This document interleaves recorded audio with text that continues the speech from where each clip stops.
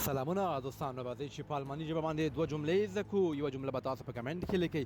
کله چې موږ یو خپل ملګری چاته معرفي کوو څنګه وایو دا جمله په الماني ژبه داسې وایو: Das ist mein Freund Hamid. Das ist mein Freund Hamid. وایي دا زما ملګری حامد دی. دا زما ملګری حامد دی. او یوه بله جمله هم زده کوو که موږ چاته وایو دا څوک دی او دا څوک دی، مطلب بل کس ولاړ وي، دا جمله په الماني ژبه داسې وایي: Und wer ist das? Und wer ist das? او دا څوک دی.